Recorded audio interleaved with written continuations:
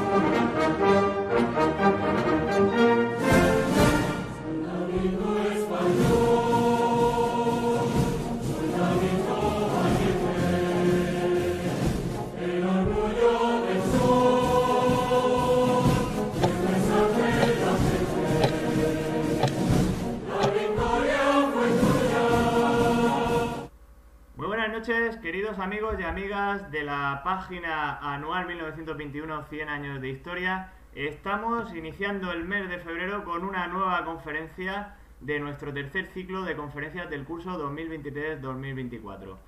Esta noche vamos a tener una conferencia muy especial que nos va a trasladar, nos va a llevar de viaje no solo por tierras africanas, sino también por tierras asiáticas, y en ella vamos a tener a dos grandes potencias enfrentándose a dos ejércitos muy peculiares, como son las potencias de Francia y España, enfrentadas a los ejércitos que formaron Ho Chi Minh y Abdelkrim.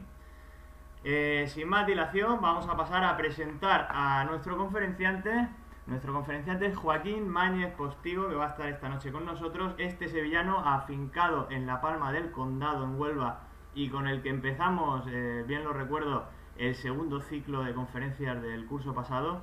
Es abogado y su vida profesional la desarrolló en un despacho y más tarde en la asesoría jurídica de una empresa de alimentación, llevando el área contenciosa. Se podría pensar que Joaquín está actualmente jubilado, pero nada más lejos de la realidad, pues su gran pasión por la historia hace que siga investigando, escribiendo y dando luz sobre algunas notables actuaciones militares españolas en algunos de los ejércitos y conflictos más notables del planeta.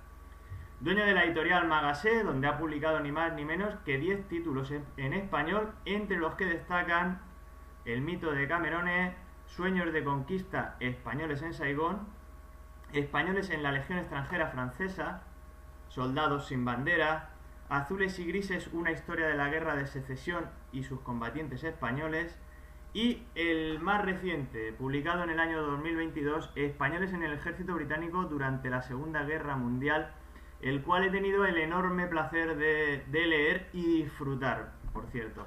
Algunos de estos libros han sido publicados en Francia e incluso han sido traducidos al inglés. O sea, ni más ni menos, tenemos esta noche a toda una eminencia, Joaquín Mañez Postigo.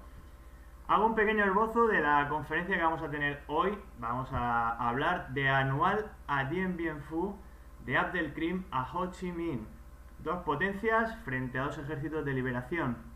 La primera gran derrota colonial y la última del colonialismo europeo del siglo XX. Dos, en definitiva, estrepitosas derrotas de países avanzados, una en el protectorado de Marruecos y la otra en Indochina. Dos países que subestimaron al enemigo y que engrandecieron a figuras como las de Abdelkrim y Ho Chi Minh. Joaquín nos va a llevar a julio y agosto de 1921 en Anual y los territorios de la Comandancia General de Melilla, y a 1954, al final de la Guerra de Indochina, donde tuvo lugar en Dien Bien Phu el final de la ocupación francesa de este territorio, buscando los paralelismos y las semejanzas de tan sonados acontecimientos. Hay que recordar también que Dien Bien Phu fue el punto de partida o preludio, con Estados Unidos como protagonista, de nuevas hostilidades que se iniciaron en 1958 y que dieron lugar a la creación en 1960 del Frente de Liberación Nacional, que tal vez a todos os suene más con el nombre con el que ha pasado a la posteridad, el Vietcong. Joaquín Mañez Postigo, muy buenas noches y bienvenido a esta tu casa. Muchísimas gracias por la presentación que acaba de realizar. Desde luego no merecida, Vaya que no, fruto vaya que no. de la amistad que ya nos vincula. Muy agradecido, sobre todo por esta invitación, esta nueva oportunidad en esta segunda charla que voy a dar para Anual 1921. Es para mí tanto un placer como un honor y encantado de estar aquí una vez más con vosotros. Pues nada, Joaquín, sin más dilación, tú eres el auténtico protagonista de esta noche. Te cedo la palabra y nada, te invito a que comiences con tu conferencia de anual a Dien Bien Phu, de Abdelkrim a Ho Chi Minh. Adelante, Joaquín. Muchísimas gracias. Tanto en Anual 1921 como en Dien Bien Phu 1954, en un lapso de 33 años, dos ejércitos occidentales de la categoría dentro del contexto de su época, de dos potencias europeas, como España y Francia por este orden, fueron derrotadas y además de una manera estrepitosa, provocando incluso una hecatombe en la pérdida de vidas. Pero el enemigo que le infringió derrota tan ominosa por muchos conceptos fueron ejércitos de liberación, en ese sentido, sin los medios que poseían estos dos grandes países de Europa. En el caso del RIF, por las fuerzas de Abdelkrim, y en Indochina, por el ejército de liberación de Ho Chi Minh. Queremos establecer un paralelismo en la medida de lo posible para extraer las enseñanzas históricas que, en fin, que nos permitan un mejor conocimiento y quizás evitar situaciones de este tipo.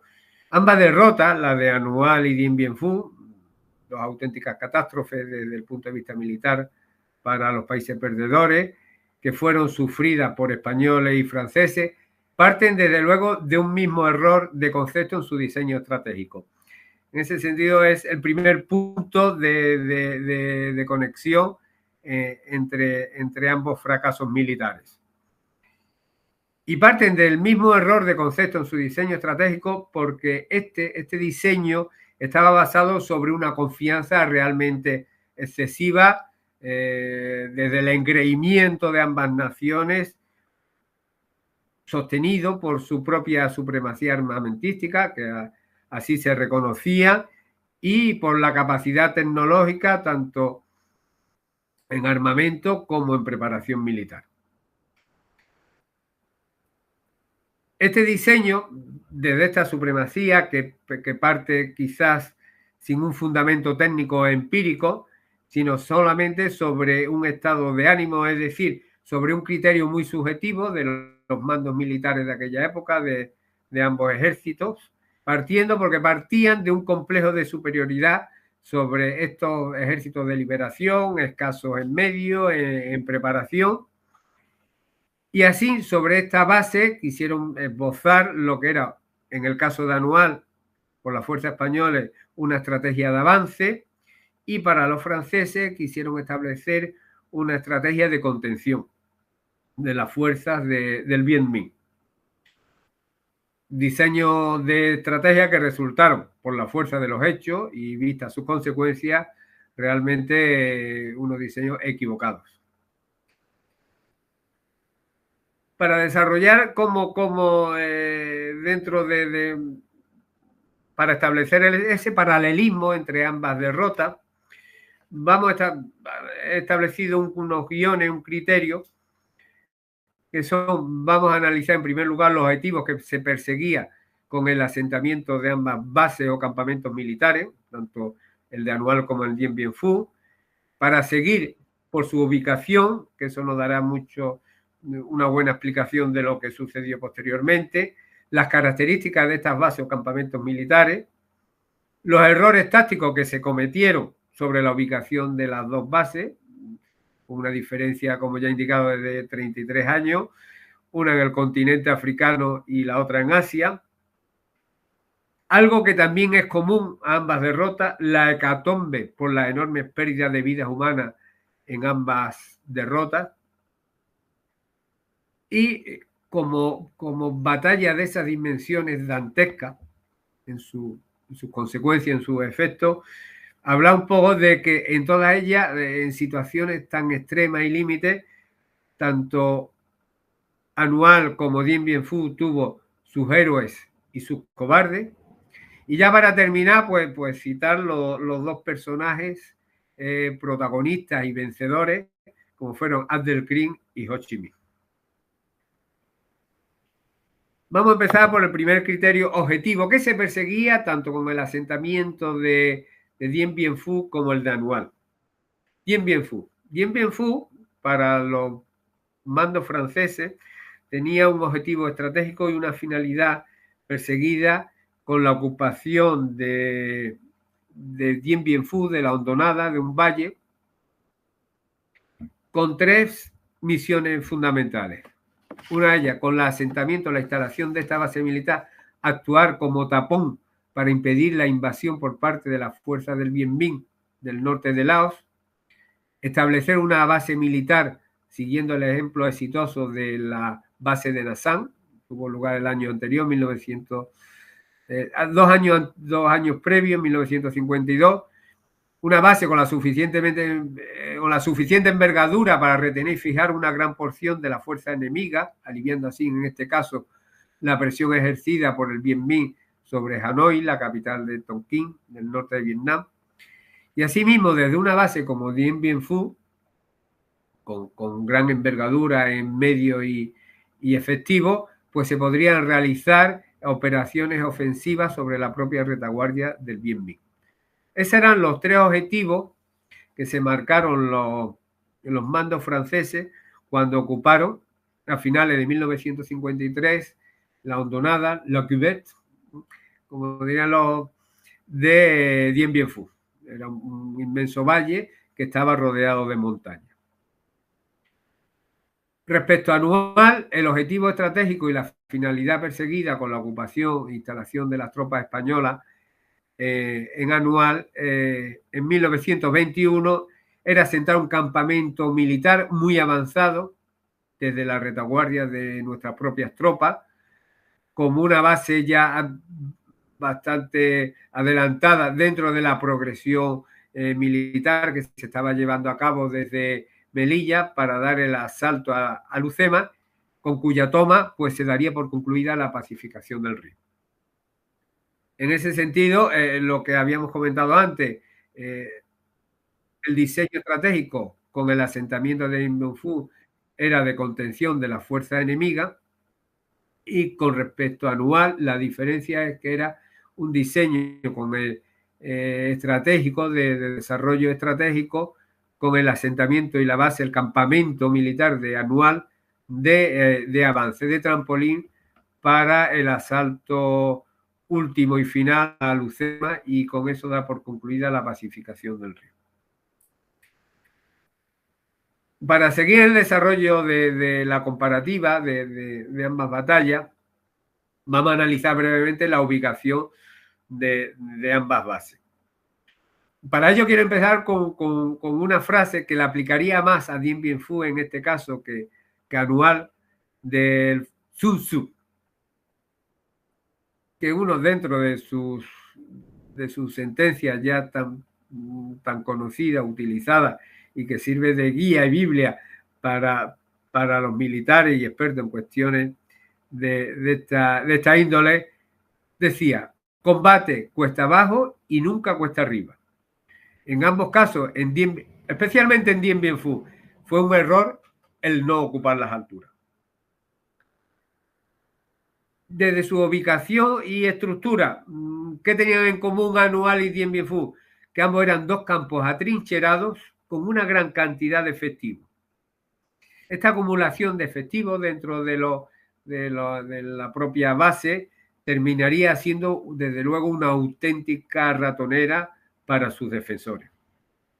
En los dos casos, También tanto España como Francia subestimaron al enemigo, claramente, desde el engreimiento y el complejo ese de superioridad del hombre blanco sobre el colonizado de los continentes, ya fuera como el africano y el asiático. El engreimiento venía propio de su condición de país desarrollado, en ese contexto de potencia colonial.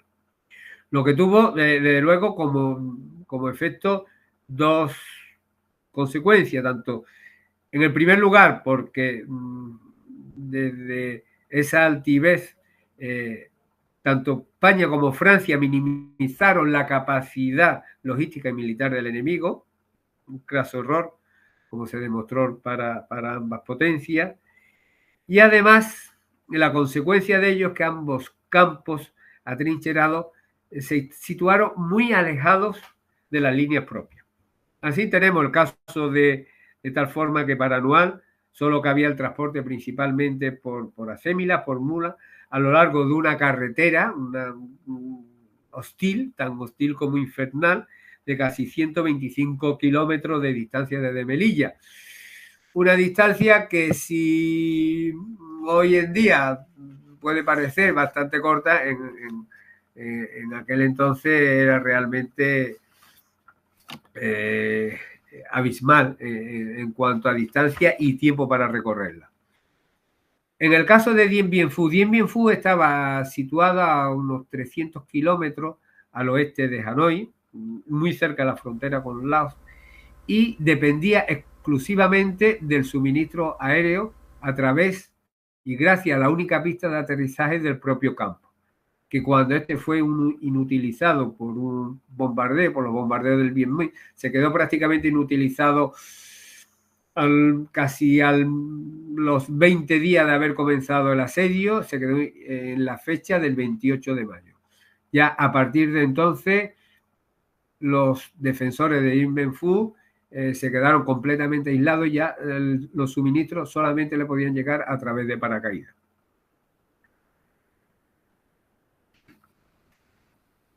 Ello ya fue una de las consecuencias de las equivocaciones que propiciaron el desastre militar para ambas. Y es la instalación de dos bases militares, dos campamentos militares, muy aislados y alejados de la propia retaguardia. En ambos casos, en el caso de Dien Bien Phu, prácticamente porque procedieron a una resistencia heroica durante 56 días, pero desde que se quedaron sin pista de aterrizaje, ya la suerte de Dien Bien Phu estaba echada, de forma además inexorable. ¿Qué características tenían ambas bases? Pues en el caso de Dien Bien Phu, vamos alternando el orden, este campo tenía una longitud de unos 16 kilómetros de largo, un campo de una entidad muy considerable, y una anchura de 9 kilómetros.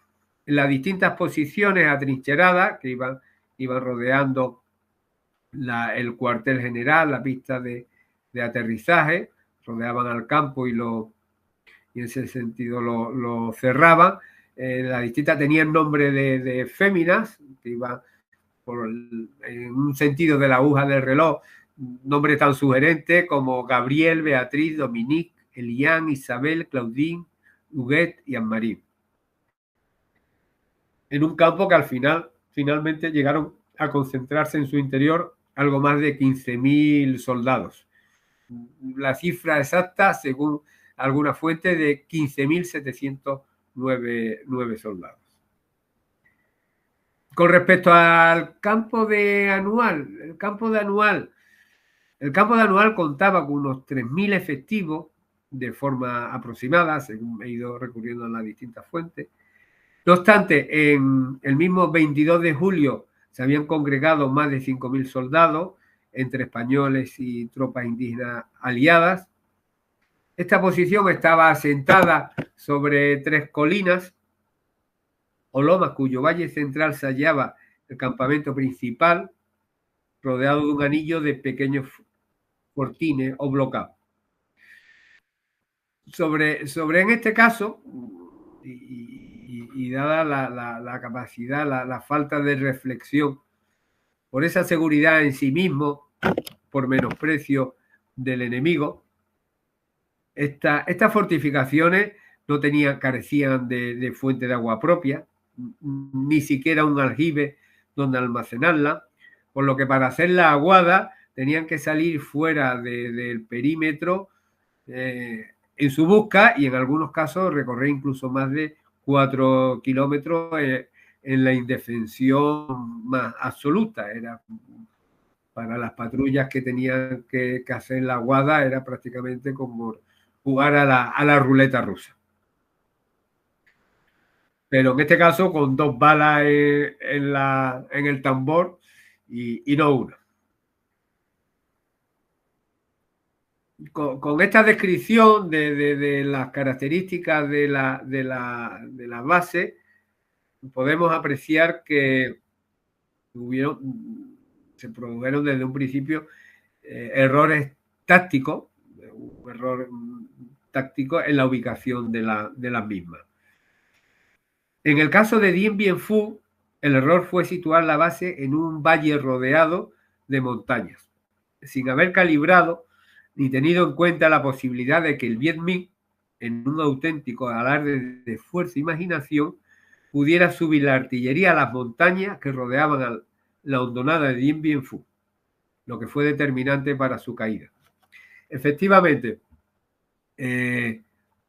los franceses, como en su caso hasta cierto punto le sucedió al general Silvestre en Anual, no calibraron, menospreciaron, subestimaron la capacidad de sacrificio y de lucha de las fuerzas oponentes. Hay fotografías incluso icónicas en el caso de Dien Bien Phu, como los coolies, los hombres, los vietnamitas de carga destinados, subieron por las montañas las piezas artilleras desmontadas que iban instaladas sobre bicicletas, en unas columnas humanas kilométricas, abriéndose camino a través de la selva para instalar la artillería pesada en aquellas montañas que rodeaban Dien Bien Phu.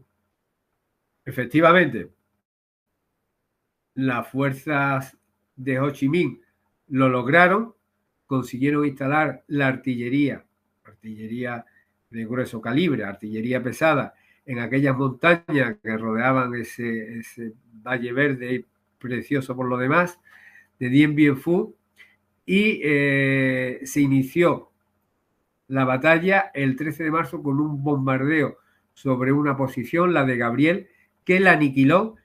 Del bombardeo, esa posición fue absolutamente aniquilada. Estaba ocupada, la posición Gabriel estaba ocupada, eso sucedió el 13 de marzo, estaba ocupada por un batallón de la Legión extranjera, unos 750 hombres, de los que no sobrevivieron más de 192. Aproximadamente la estadística, prácticamente, incluso el coronel del propio batallón con todos sus oficiales de su estado mayor fueron abatidos por el bombardeo artillero y sucumbieron en su puesto de mando. Eso fue el 13 de marzo, y ya desde ese momento los franceses fueron conscientes de que la batalla de Dien Bien Phu estaba perdida. Tan es así que el responsable de la artillería del campamento atrincherado francés, el coronel Pirot, viendo ya lo que iba a suceder y el fallo de previsión en la instalación de la propia artillería, de las contrabaterías, se suicidó. Como anécdota diré que sin embargo eso se ocultó en el campamento para que no cundiera el desánimo. Posteriormente he leído que dentro del museo que han hecho los vietnamitas en Dien Bien Phu acerca de la batalla, este coronel, dentro de la mentalidad asiática, tiene un lugar de honor, un reconocimiento porque se entiende que ese acto de suicidio, quitarse la vida, pues fue un acto de valentía y de honor, reconociendo su propio error y no le quedaba otra salida dentro. Entonces, esa actuación, pues, en contra de la mentalidad occidental, pues la reconocen como tal. En el caso de Anual, su instalación, bueno, la instalación de la base es la culminación de una estrategia de penetración en territorio del Rif, tan osada esa penetración como temeraria. El general Fernández Silvestre, en este sentido, la había diseñado sin haberse asegurado algo tan fundamental, primero como las vías de suministro y en segundo lugar, y básico, las vías de agua. La fuente es una estructura, conforme iban avanzando, se van realizando una serie de estructuras de fortificaciones muy diseminadas y extensas, que realmente tenían quizá poca utilidad desde el punto de vista militar, de asentamiento y de aseguramiento de ese avance que se entendía y se quería fulgurante. Muchísimo emplazamiento, pero de tropas, soldados que realmente lo que se estaban encontrando y inermes en aquella inmensidad del Rif, con una escasez crónica de agua, sin arribe propio y dependiendo siempre del suministro exterior. Todo ello, además, sin la facilidad de una red de camino o de carretera o de veredas que pudieran recibir el nombre de tales. Manu Leguineche, en su libro anual, recoge y le ve como punto de conexión, como punto en común de ambos desastres, que sucedió en Anual como el Dien Bien Phu, que fueron dos posiciones aisladas, realmente aisladas, como hemos puesto anteriormente, dominadas por todos lados, estaban rodeadas, y a eso le llevó la confianza excesiva por ese complejo de superioridad que entendían las fuerzas tanto españolas en su época como las francesas 30 años después, que con el dominio armamentístico que poseía y su capacidad de tecnología militar y su instrucción, pues sería más que suficiente y que todo ello supliría todo este tipo de errores. Lo que evidentemente no fue así. Una diferencia dentro de la derrota, en el caso de cuando cayeron todas las Igueribe, todas las posiciones alrededor, y cundió el pánico en Anual, con la retirada ya de toda su fuerza el 23 de julio del 21. Sin embargo, en el caso de los franceses, a partir del 13 de marzo, que ya sabían que prácticamente la batalla iba a estar perdida por el dominio artillero que tenían, siguiendo el principio de Sun Tzu, que estaban combatiendo cuesta abajo y no cuesta arriba los vietnamitas, pero sí resistieron 56 días de combate encarnizado y con unas pérdidas también tremendas. Yo no sé, y es una pregunta que me formulo y quizás pueda servir para debate, si en el caso de Anual, con una cantidad de tropas realmente numerosa, considerable, unos 5.000 efectivos, si hubiese sido posible cierta resistencia, como sucedió en Monte Arruí, que para ganar tiempo y desde Melilla preparar alguna columna de socorro o el tiempo necesario para el desembarco de las tropas de la Legión, de las dos banderas que llegaron. Posteriormente, ya cuando todo se había producido la hecatombe. No sé, el caso, eso sí es un punto de diferencia entre un campo y otro. Ante la derrota, las pérdidas de vidas humanas, en el caso de Anual fue en el repliegue, en la salida de Anual, en la evacuación de Anual, y en el caso francés pues fue consecuencia del asedio que duró 56 días. En este caso, por hacer un breve resumen de lo que fue Dien Bien Phu, en este sentido, prácticamente a partir del 28 de marzo no era posible el aterrizaje de aviones, la llegada de aviones.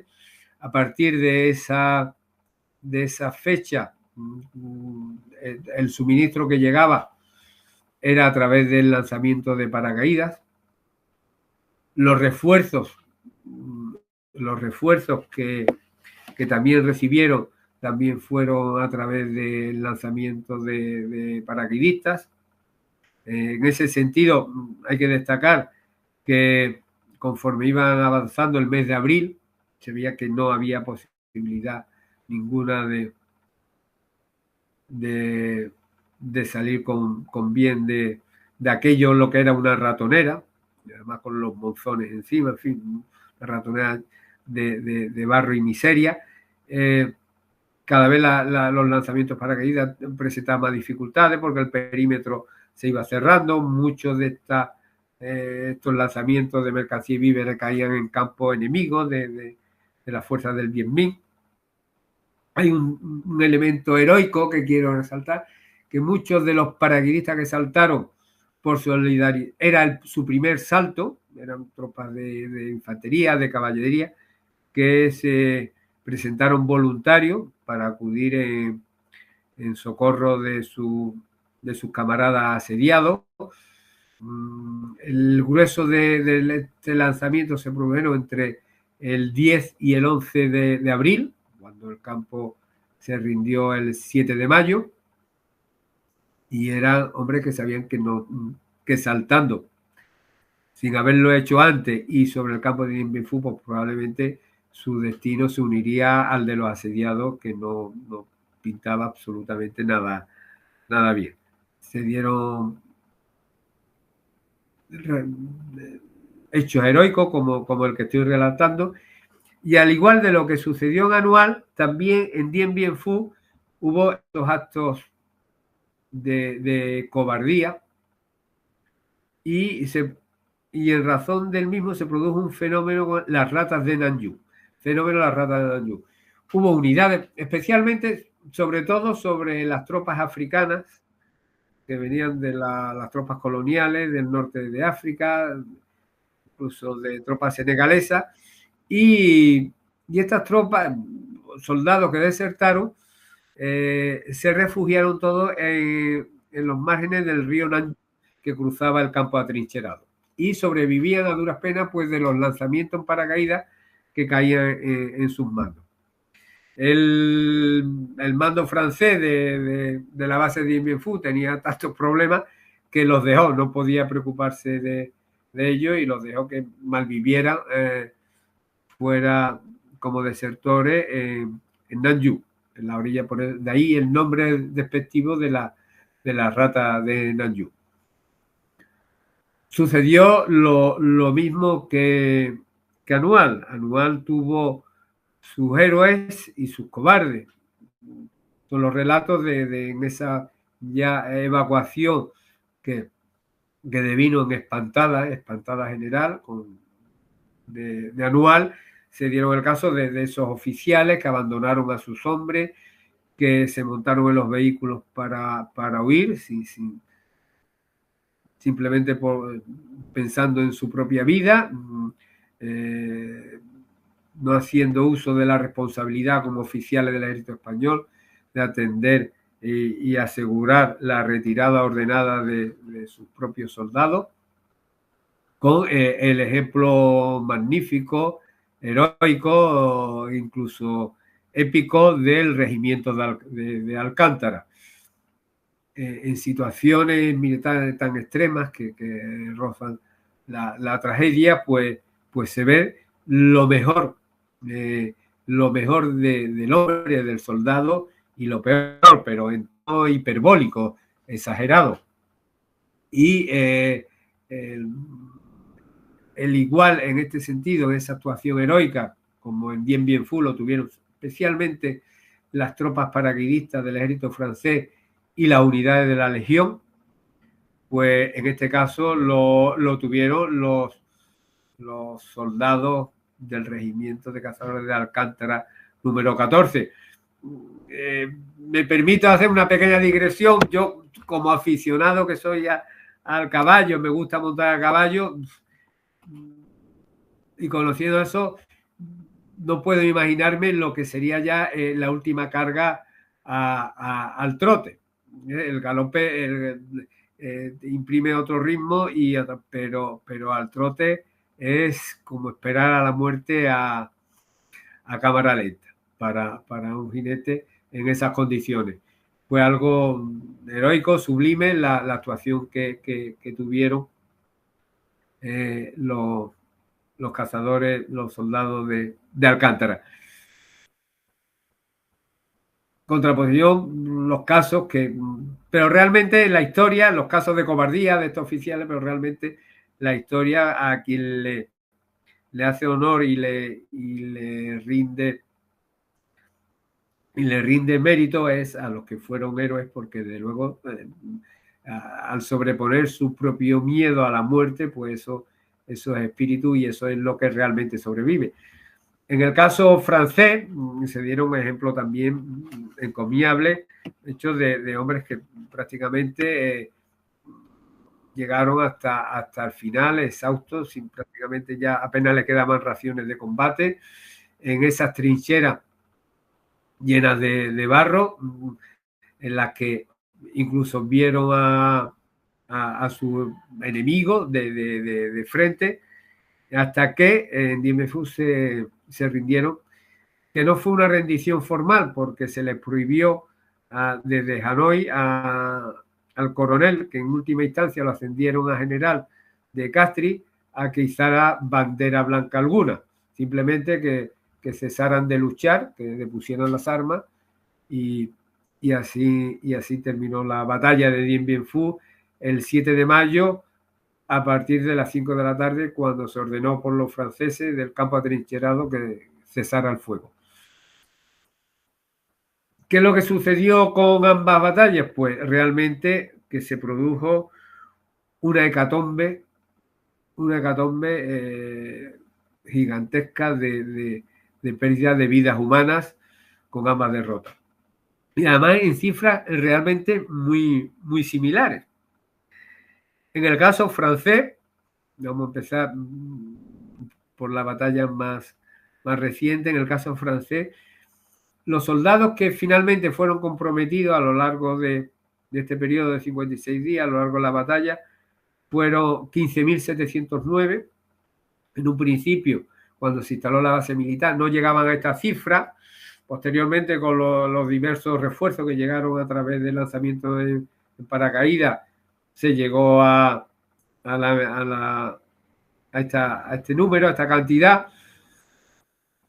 De este total, 1.726 soldados fueron los que cayeron en combate, 1.161, como he comentado antes, con las ratas de las conocidas ratas de Nanjun, desertaron, y otros 1.694 fueron dados como desaparecidos, o cayeron en combate y no se encontraron sus cadáveres, o también se deberían aplicar a este número de desertores, o se pasaron al enemigo.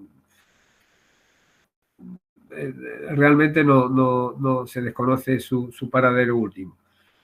El 80% de estas bajas francesas fueron causadas por el fuego artillero del enemigo, que fue demoledor. El Bien Minh sufrió desde luego muchas más bajas, 7.900 los combatientes muertos, y el doble de esta cifra en combatientes que resultaron heridos. La segunda parte de Dien Bien Phu de esta tragedia se produjo con los campos de prisioneros. Fueron 10.401 soldados franceses los que fueron hechos prisioneros, pero de estos solamente regresaron 3.290 prisioneros. Fueron los que lograron sobrevivir, prácticamente la tercera parte, pero en un cautiverio que duró pues desde mayo hasta principios de septiembre, que fueron liberados cuando ya entró en aplicación los acuerdos de Ginebra que se firmaron el 20 de julio de ese año del 54. Es decir, una mortandad de miles de hombres, pues en su propio cautiverio, pero en un periodo de no más de 3 meses. Esta cifra, en su dimensión catastrófica, pues muy similar a la que sucedió y es otro punto de similitud en Anual, en la que es difícil. Yo he leído de diversas fuentes, pero todo oscila alrededor de los 10.000 españoles los que pueden haber caído en el desastre de Anual. Otras fuentes se refieren incluso a una cifra mucho más superior, a 13.000 caídos en combate, muertos, incluyendo en este caso el parte baja a los caídos pertenecientes a las tropas indígenas que fueron leales a España. Por dar una cifra de referencia de un autor, Manu Leguinech, en su libro Anual 1921, reseñaba que la cifra oscilaba entre los 10.000, según alguna fuente que él había consultado, entre los 10.000 a los 20.000 muertos. Los 20.000 ya realmente una cifra excesiva, aunque concretaba que una estimación más prudente hablaba de unos 3.199 muertos. Pasa ya a una exactitud que también sorprende. Pero realmente, en cualquier caso, y eso es una catástrofe humana que no humanitaria, humana, 10.000 caídos en la España de 1921, con el peso demográfico de aquel entonces que tenía por condición, pues realmente era un desastre incluso casi demográfico, como le sucedió a Napoleón con su retirada en la campaña de Rusia, que fueron cientos de miles. En Francia, pues Dien Bien Phu, pues sucedió similar en ese sentido el número de bajas. Bien, es verdad que había muchas tropas dentro de los 15.000 soldados atrincherados, había tropas thais, vietnamitas, país marroquí, argelino, todo lo que era el conjunto de tropas coloniales de África, dentro del imperio colonial francés, siendo en ese sentido las tropas blancas, paracaidistas, artilleros y legión extranjera menos numerosas, pero desempeñaron un papel realmente heroico. A título ya anecdótico diré que, bueno, que entre los caídos en Dien Bien Phu, creo recordar por la estadística que fueron unos 50 españoles los que murieron en Dien Bien Phu, entre en los combates en el campo y después en el campo de prisioneros. Se calcula que el número de españoles en Dien Bien Phu oscilaba, no alcanzaba el 5% de las tropas de la Legión, que estuvieron allí en el campo atrincherado, casi en número de casi 4.000. Eran menos de 200 los españoles que estaban en el campo atrincherado de Dien Bien Phu, participaron en la batalla, y de esto se calcula por un listado que fueron alrededor de 50 los que cayeron. Los otros 150 lograron sobrevivir, y sobre todo al trauma de los campos de prisioneros del Bien Minh. Pues esto es en esencia lo que une, lo que tienen en común y también lo que le diferencia ambas batallas, la de Anual y Dien Bien Phu,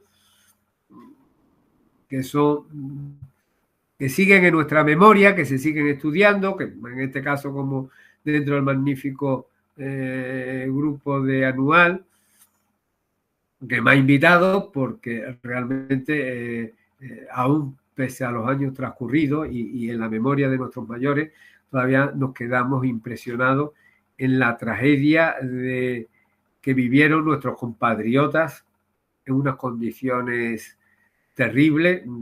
La crueldad es un punto a destacar por diferencia, la crueldad de los rifeños hacia nuestros soldados fue terrible. Yo recuerdo alguna escena que se narran en el libro de Anual de Ricardo Fernández La Reguera, pero bueno, es una realidad, eso se vio con el Monte Arruí. Sin embargo, en Dien Bien Phu, el trato entre combatientes en Dien Bien Phu entre los vietnamitas y las tropas francesas se movió dentro de unos parámetros de cierta caballerosidad entre combatientes y de respeto, ¿no? Así como lo sucedió en 33 años antes en el norte de África, que fueron unos actos de crueldad terribles hacia nuestros soldados, de una cobardía por parte de los rifeños ante hombres que se habían rendido terrible, con una crueldad, y ese es un elemento que entre ambos hechos bélicos sí se diferencia. El trato tanto que recibieron los franceses de los vietnamitas que los rifeños con respecto a los españoles. Si bien es verdad que, bueno, que el campo de las condiciones de vida de los campos del Bien Minh, de los campos de prisioneros, pues eran tan terribles que la mortandad fue espantosa. Los artífices, estamos hablando de nosotros como perdedores, pero los artífices de esta victoria fueron dos personajes realmente biográficamente muy atractivos en su historia, en su desarrollo vital, Abdelkrim y Ho Chi Minh. En el libro de Manu Leguineche se reseña que Ho Chi Minh, mientras estudiaba, vivía en París, en la década de 1920, tuvo conocimiento de Abdelkrim, de la lucha de la guerra del Rif contra los españoles. Como líder de liberación de su propio pueblo, lo admiraba, y esa admiración la reflejó en un artículo que escribió en su revista, en El Paria, para elogiar y ensalzar la figura de Abdelkrim y a sus rifeños en la guerra que estaban llevando contra los colonialistas españoles, como posteriormente él mismo haría contra los franceses, en iguales términos como el pueblo levantado en armas. Una guerra que se llevó a cabo por ambas partes, en un primer caso como guerra de guerrilla, en su inicio de hostigamiento, una táctica basada en el hostigamiento constante contra las fuerzas ocupantes. Se desenvolvían en su propio territorio y entre los suyos como pez en el agua, según el principio harto famoso formulado por Mao Zedong, y hasta que ya dentro de unos parámetros algo más clásicos en la estrategia militar, aceptaron los dos golpes de gracia a la fuerza europea, tanto en Anual como en Dien Bien Phu. También es verdad que esto es un punto de separación. Anual supuso una hecatombe, pero de ahí partió, bueno, pues renacer en el sentido de nuestro ejército, todo se cuestionó y al final, pues las fuerzas españolas, tras el desembarco de la Lucema, se impusieron y consiguieron pacificar el norte de Marruecos. Sin embargo, para los franceses, pese a que su ejército estaba intacto, o sea, los gruesos, o sea, todavía tenían en operaciones, pese a la derrota de Dien Bien Phu, más de 150.000 hombres, o quizás más, plenamente operativos, pero las consecuencias de la derrota en sí, política y socialmente, constituyó tal aldabonazo que eso supuso, con la firma de los acuerdos de Ginebra, la retirada de Francia de Indochina. Y eso dio a la separación de Vietnam del Norte y Vietnam del Sur, con la promesa a través del paralelo 17, dio lugar a la posterior intervención en socorro de Vietnam del Sur de Estados Unidos, la derrota de esto por Ho Chi Minh, e incluso los vietnamitas consiguieron hacerle frente a las tropas chinas en 1979. Un ejemplo de nación realmente increíble. Y con esta, se puede decir, referencia a estos dos personajes, tanto en este caso de Ho Chi Minh, bueno, Albert Kring también tuvo un recorrido curioso, se entregó a los franceses, estuvo exiliado en la isla de Reunión, después consiguió escaparse, zafarse, volviendo al continente europeo, y se quedó en Egipto, asilado por el rey de aquel país y hasta su fallecimiento, y ambos personajes pues fueron realmente los artífices de esta victoria, en las que le facilitaron los propios derrotados, porque no supieron ver que muchas veces el espíritu de lucha, de liberación y la tenacidad está por encima de los medios y de esa capacidad tecnológica que se suponían los europeos, y se creía que con eso iba a ser suficiente. Esa es la lección que nos ha dado la historia, para que en este caso, conociéndola en el presente y participando de ella y comentándola, pues que no la repitamos en el futuro. Y con esto, pues yo creo que en un tiempo más o menos razonable ha terminado mi charla. No quería extenderme, creo que se abren algunas cuestiones interesantes para debatir, o para algunas preguntas o dudas de aquellos que no la hayan escuchado, y quizás ha llegado ese momento. Y por mi parte, dar las gracias al grupo Anual 1921, a mi amigo Manu por su invitación, y espero que en la medida de lo posible, torpemente, pero que algo haya servido, aclarado, o al menos entretenido, si no en toda la disertación, en una parte de ella. Muchísimas gracias a todos.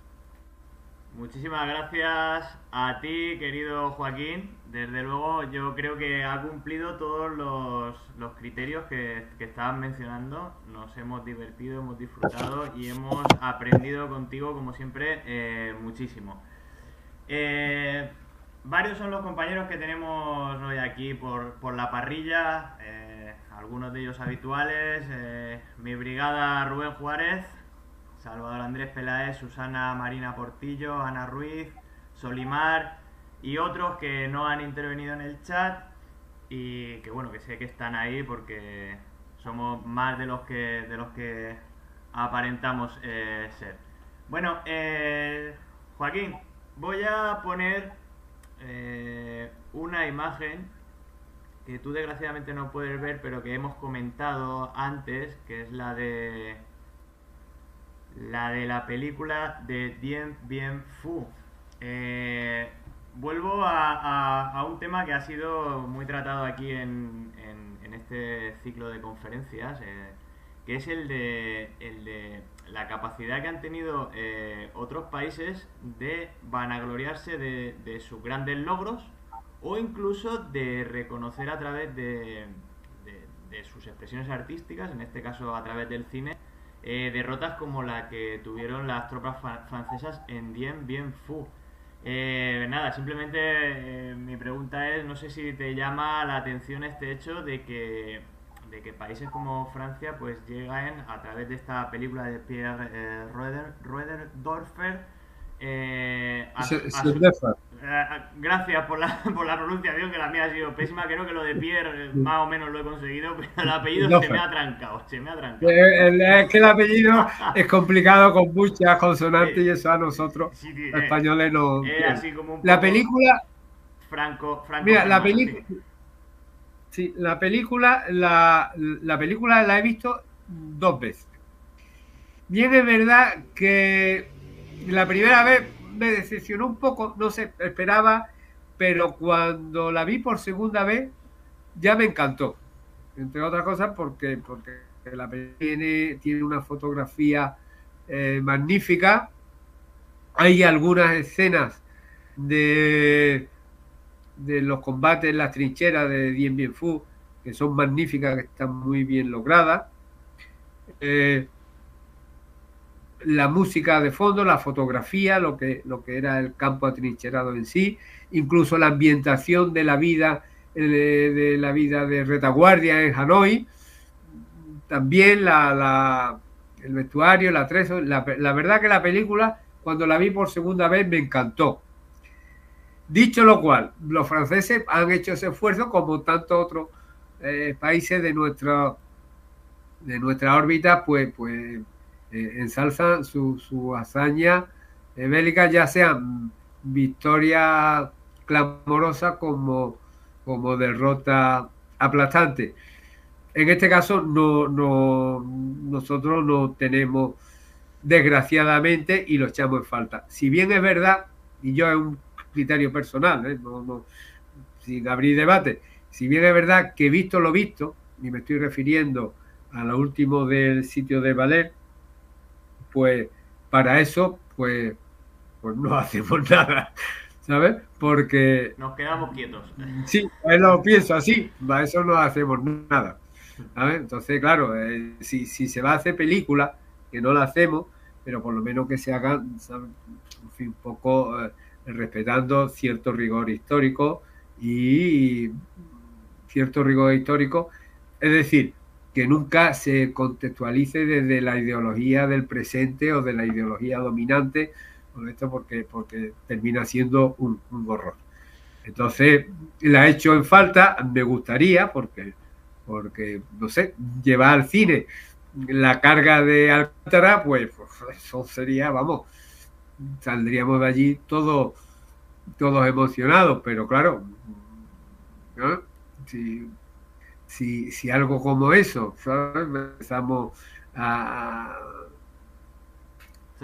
manipularlo, sobre todo tú, a contaminarlo a eso. Sobre todo tú con lo que te pues, gusta. Pues no.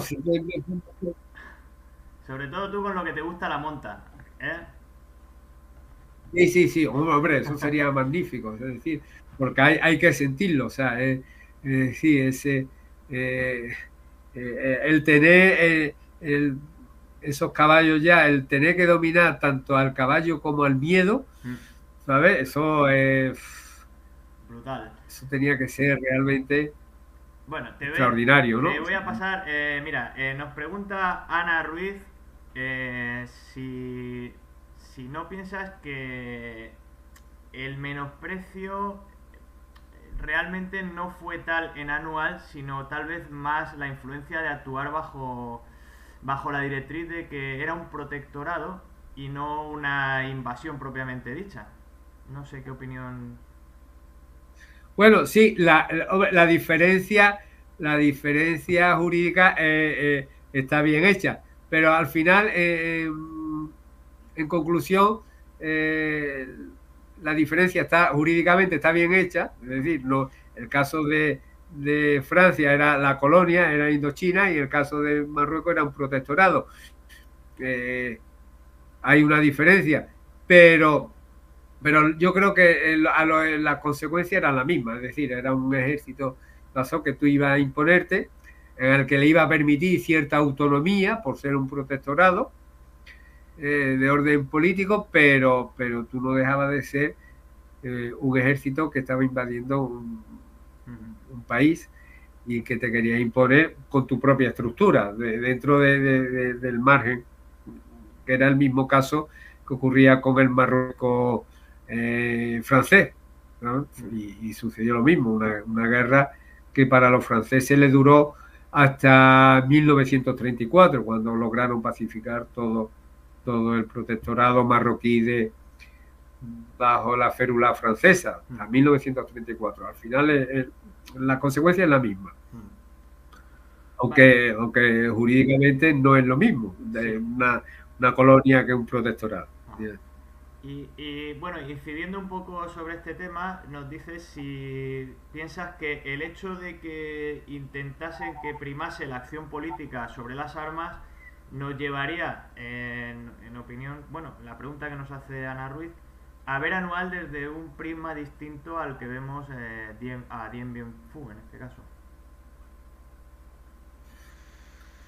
No lo he, no lo he entendido, perdón, a ver cómo... Sí, igual te he lanzado yo mal la pregunta. No, digo que si no crees que las directrices de gobierno que se lanzaban de que debía primar la acción política sobre la acción armamentística dentro del protectorado, si tal vez esto nos haga ver Anual bajo otra perspectiva distinta. Pues no lo sé, no lo sé. Yo creo que no, o sea, Anual fue lo que fue. Una derrota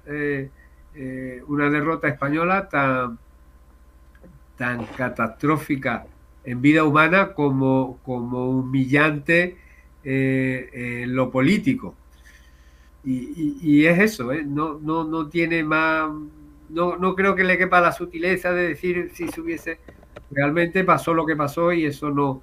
Sin embargo, lo que sí siempre sí fue un instrumento de la política fue Dien Bien Phu. Es decir, la resistencia casi numantina, sobre todo en los últimos días que estaban llevando los franceses, esto porque se le estaba pidiendo desde Hanoi que resistieran lo máximo posible, porque ya estaban sentados en la mesa de negociaciones. Esas negociaciones empezaron en marzo entre la fuerza de Viet Minh y Francia para llegar a un acuerdo para poner fin a la guerra. Y entonces, claro, no era lo mismo negociar todavía con Dien Bien Phu luchando que ya derrotado.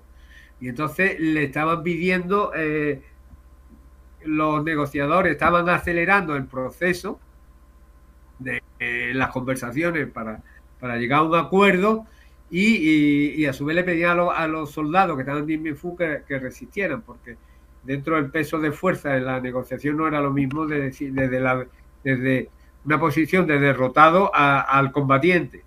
Y en ese sí, Dien Bien Phu fue un instrumento en ese sentido de los políticos. Anual no, Anual, mi propia opinión, fue una locura. Fue una locura que no se diseñó bien la estrategia de ocupación. Ahí jugaron muchos componentes, los egos, la vanidad, el engreimiento, el complejo de superioridad. No se calibró realmente la fuerza, el poderío y la capacidad de las tropas rifeñas y ya está. Yo creo que en ese aspecto tan duro y tan sencillo a la vez como eso. Muy bien, mira, no sé si he entendido bien la pregunta, no sé si sí, yo creo que sí, que has dado una... Y están ahí, pues a lo mejor lo puedes especificar y lo podemos contestar mejor. Muy bien. En caso de que haga alguna apreciación, te la hago llegar. Nos pregunta Salvador Andrés Peláez, nos dice, nos apunta que Ho Chi Minh actuó con la intención de unir a su pueblo, mientras que Abdelkrim y su familia actuaron en base a la codicia. ¿Crees que existe similitud entre ambos? Bueno, no porque hay una diferencia de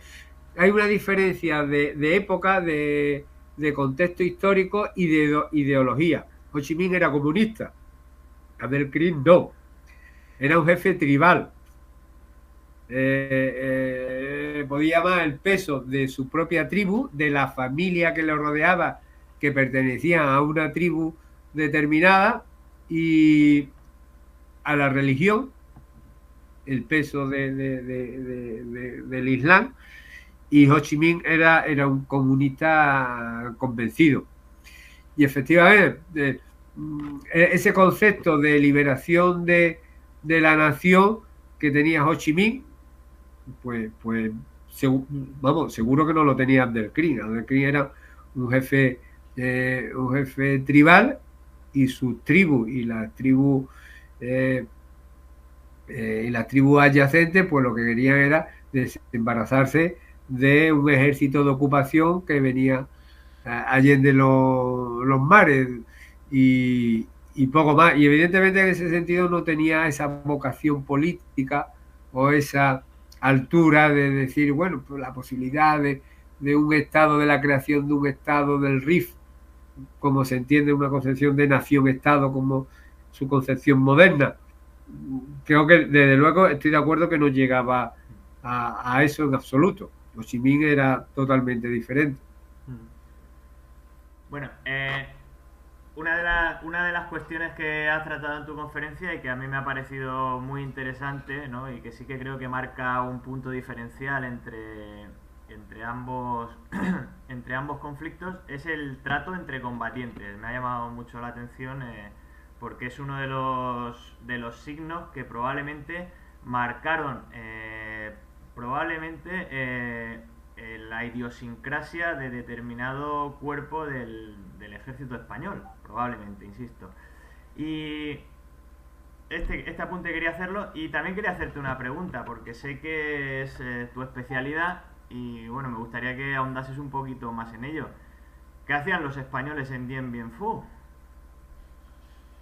Estaban todos alistados en la legión extranjera.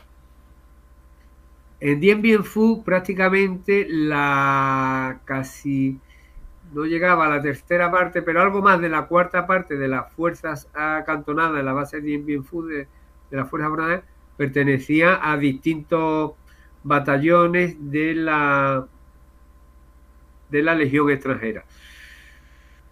Te diré la cifra, eran unos 3.900, algo más de 3.900 hombres, es decir, casi 4.000. En total, el campo atrincherado llegó a estar ocupado por más de 15.000 efectivos franceses. Pues prácticamente la proporción es cercano a un tercio. De esos 4.000 soldados legionarios, casi la mitad eran de procedencia alemana o del ámbito germanófono, o sea, alemanes y austriacos. Es decir, que estamos hablando de que en el campo atrincherado pues lucharon casi 2.000 alemanes. La afluencia de españoles en esa época, pues ya en el 54 era bastante reducida, no llegaba quizá al 5%, y eso suponía que de unos 4.000, no llegaba a 4.000, probablemente no llegaría al 5%, entre 4,5 y 5%, unos 200 legionarios eran de origen español. Los cuento en uno de mis libros, los hubo que sobrevivieron a la batalla y sobrevivieron a los campos de prisioneros, y otros que cayeron en el mismo Dien Bien Phu. Estaban todos, por unidad estaban todos diseminados en las distintas unidades de la legión extranjera. Había dos batallones extranjeros paracaidistas. Ahí tengo localizado a varios españoles. En la 13 de mi brigada de la Legión Extranjera también teníamos compatriotas. En total no llegaban a 200 y creo que el número de bajas, y llegué a tener un listado y lo hice ya casi por aproximación, unos 50 españoles murieron en Dien Bien Phu. Y si no en Dien Bien Phu, los días posteriores camino a los campos de prisioneros. Muy bien. Vale, voy a intentar hilar una pregunta que nos hacía Susana y unos apuntes que nos daba Salvador Andrés Peláez, que nos hablaban de, bueno, por un lado, la inestabilidad política existente en España en los tiempos en los que acontece el desastre de Anual, ¿no? Con unos partidos liberales que habían prácticamente podrido el sistema, la aparición de las juntas de defensa, la aparición de nuevos partidos políticos incipientes con unas nuevas ideologías que tal vez provocaban pues esa agitación social que nos comentaba Susana y que obviamente tuvieron influencia en ese desastre anual. Y a su vez Salvador Andrés nos decía que Francia salía de ganar, aunque sus oficiales, como bien apuntaba, no lucharon como otros en esa Segunda Guerra Mundial, pero no, salían de ganar esa guerra mundial.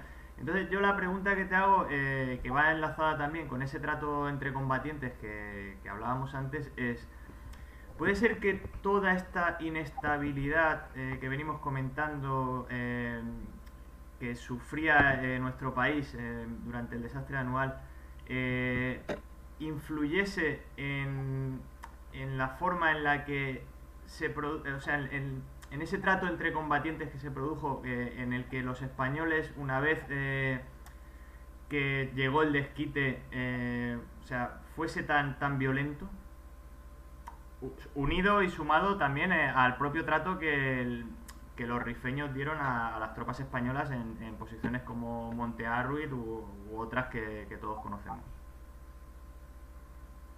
Yo creo que, bueno, que lo que provocó es el desastre, bueno, que el desastre fue el colofón, lo que provocó, realmente eso nos llevó primero a la injusticia existente incluso dentro del propio sistema del servicio militar obligatorio, que eran los soldados de cuota y los de redención, los que pagaban un dinero, se libraban de la mili, y los de cuota que porque pagaban a uno y lo sustituía, ¿no? Era el criterio de sustitución y de redención.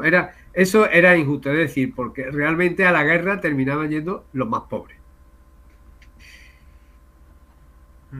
Ser pobre en la España de la década de 1920 era ser realmente muy pobre.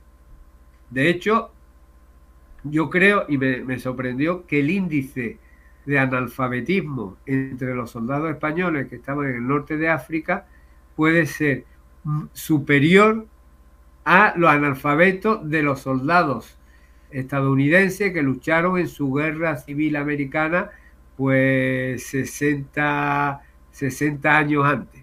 Es decir, era una sociedad, la de Estados Unidos en 1861, en la que muchísimo, en un porcentaje altísimo, todos los soldados, sobre todo los de la Unión y los del sur, estaban alfabetizados.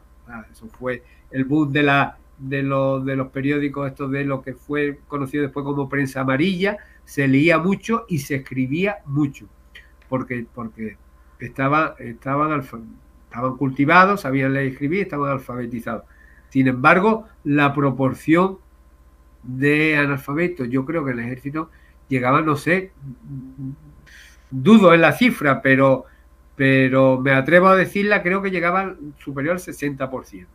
Entonces eran unos soldados muy pobres, que eran los que iban a la guerra, los demás por cuota o por redención se libraban, iban los realmente pobres, y esos pobres eran paupérrimos, o sea, y analfabetos. Eso es un caldo de cultivo de situaciones realmente injustas y terribles a nivel humano. después, socialmente, yo más que la aparición de partidos políticos, bueno, sí, era consecuencia de una sociedad realmente injusta. El hecho de las propias, dentro del ejército, la Junta de Defensa también provocó situaciones de injusticia dentro del estamento militar, es decir, tú tenías que ascender por antigüedad y no por hechos de guerra, ante la envidia que le provocaban los oficiales africanistas, es decir, que eran ascensos rápidos por acciones de combate.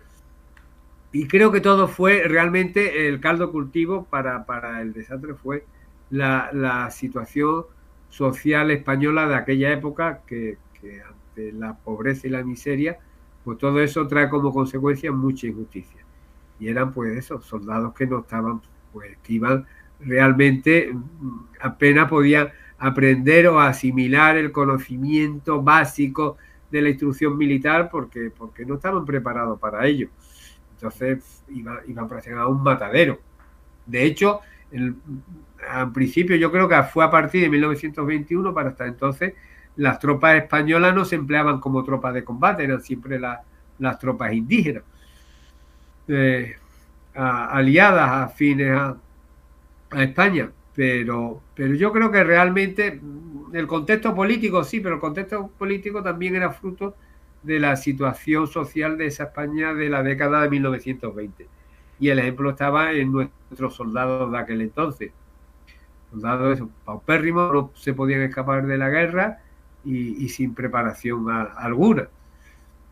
Es lo que destacaría yo. Y eso es un caldo de cultivo para realmente con ese perfil de soldado que se podía hacer. Que se podía hacer. Y después, bueno, si acaso, también otra de las causas, un poco el trauma, que eso fue con los hechos, la tragedia de la Semana Trágica de Barcelona de 1909, porque realmente Filipinas y Cuba supuso también una experiencia traumática a nivel colectivo para la sociedad española, lo que había supuesto esas levas masivas de esos españoles que fueron a Cuba y a Filipinas para morir allí realmente pues de las enfermedades tropicales que cogían, también con una sangría en la sociedad española de su juventud, que desaparecía en esas condiciones tan extremas. Y eso también la sociedad en su memoria colectiva lo retenía, lo que había pasado en Cuba y Filipinas. Hacía apenas 20 años antes. Y ahí había también una reticencia hacia la guerra y una oposición a la misma.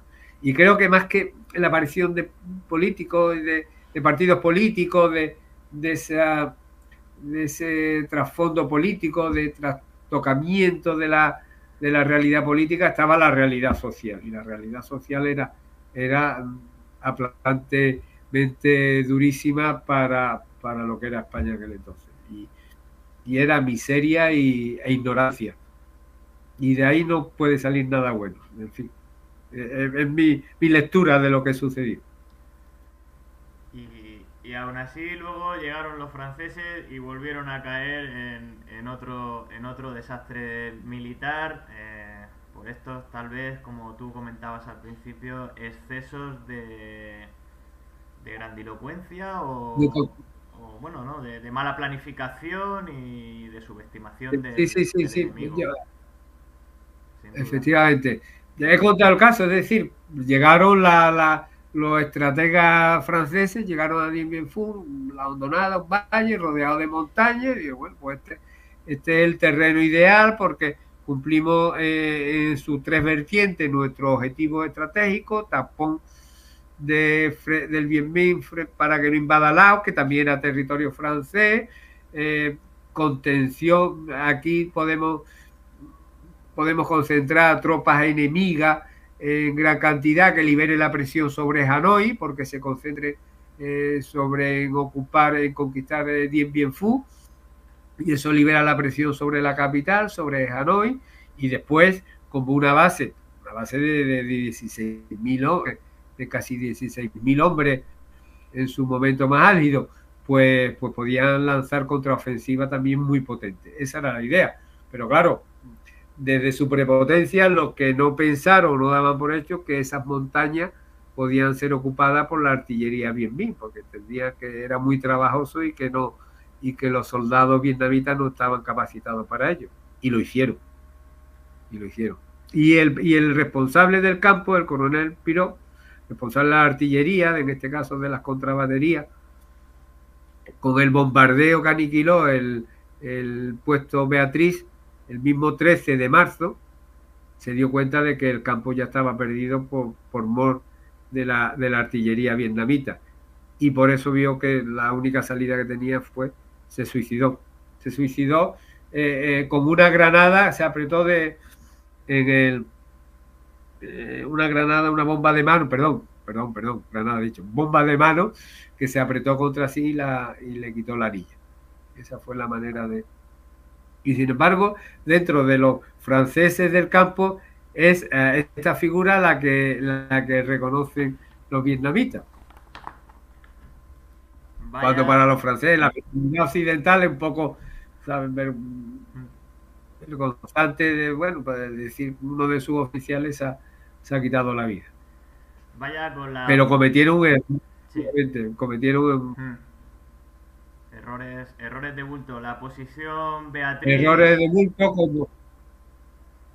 sí, o sea, fue Beatriz y al día siguiente también bombardearon Gabriel, que estaba más al norte del campo, y también aniquilaron esa posición. Pues exacto. Y ya sabían que... Posición Beatriz, posición Gabriel, fueron cayendo una tras otra, igual que en nuestro caso, la loma de los árboles, en este caso la no toma de la loma de los árboles, la caída de Igueriben y cómo poco a poco se fue viniendo abajo la Comandancia General de Melilla. Pues Joaquín Mañez, muchísimas gracias por esta maravillosa conferencia. Y gracias a vosotros. Yo lo de anual y a modo de conclusión, porque esta última pregunta sí la encuentro muy atinada en el sentido de decir, bueno, ¿esto qué nos lleva? Pues realmente era el contexto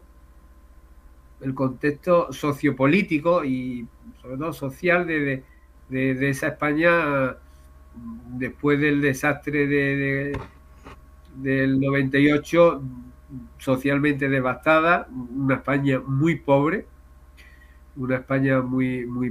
y el sistema del servicio militar de por sí que era un sistema injusto, y después para reclutar a una población española que no sabía leer y escribir y que desde su pueblo o aldea de lo más recóndita de una provincia como fuera Jaén, pues de allí iba directamente a Málaga y de Málaga al norte de África. Y eso era terrible, era realmente mandar personas a la muerte segura porque no tenían preparación, ningún sentido, ni académica ni moral para resistir lo que era aquello. Y eso fue lo terrible. Vaya. Eso, y bueno, y después... Sí. No, vaya que sí, ¿no?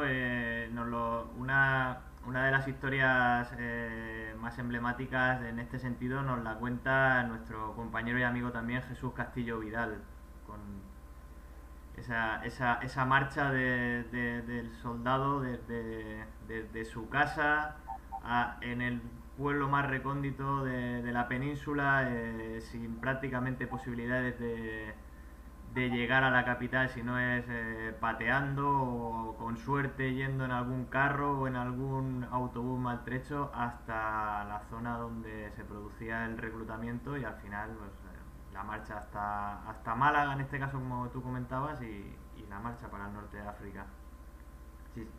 Sí, yo es que ya te digo, el sistema de servicio, lo que es el sistema de quinta, yo eso... A mediados del siglo XIX, claro, el sistema de quinta también, cuando iban a los pueblos y se sorteaba y era uno de entre cinco, y ese era reclutado para el ejército, eran chavales que sabían que por las circunstancias que fueran, sobre todo en ese siglo XIX tan agitado que tuvimos en España, pues eran servicios militares, no sé si era entre 5 y 7 años, larguísimo. Y eran chavales que cuando se iban a ir, pues le había tocado en el sorteo, ser el quinto. Y la mayoría no volvían a su pueblo. Y eran conscientes de ello, ¿no? Es decir, todo eso sería también un tema muy curioso, muy interesante para tratar todo lo que es el servicio militar, la evolución en España y lo que supuso, y eso contribuyó a desastres como el de Anual, ¿no? Vaya que sí, Joaquín. Pues insisto, muchísimas gracias por esta conferencia. Espero que pronto te podamos volver a tener con nosotros, porque es siempre un placer escucharte y aprender de ti. Muchísimas gracias, una vez más, agradecidísimo. Lo he pasado muy bien porque al fin y al cabo me permití que hable de las cosas que me gustan y compartirla con vosotros. Así que una vez más, muchísimas gracias de verdad y de todo corazón, Manu. Un Nada. fuerte abrazo. Buenas noches, Joaquín. Pues nada, a todos los demás participantes en esta conferencia, entre que voy a destacar también y a saludar a Ari P, que nos ha saludado hace unos instantes aquí en el chat. Pues nada, daros a todos las gracias por haber asistido y también a todos aquellos que veáis esta conferencia en diferido de Joaquín. Simplemente quiero, antes de despediros del todo, pues mencionar que Joaquín, como hemos comentado en su presentación, pues tiene una serie de libros publicados. Podéis adquirirlos y encontrarlos en magaseediciones.com. Ahí os dejo la referencia y algunos de los que él tiene publicados. Y simplemente pues emplazaros al próximo jueves 15 de febrero, dentro de 2 semanas, tendremos con nosotros a Ignacio Sarmiento Caballero, que nos va a traer la conferencia Ingenieros en Anual, mis camaradas perdidos. Espero que teneros aquí a todos. Ha sido un placer, como siempre, estar con todos y con todas vosotros y vosotras. Y nada, nos vemos en 15 días en este mismo canal, a la misma hora, a las 20 horas. Queridos y queridas amigos y amigas de la dotación, recordad que pasamos lista. Muchas gracias a todos, muy buenas noches.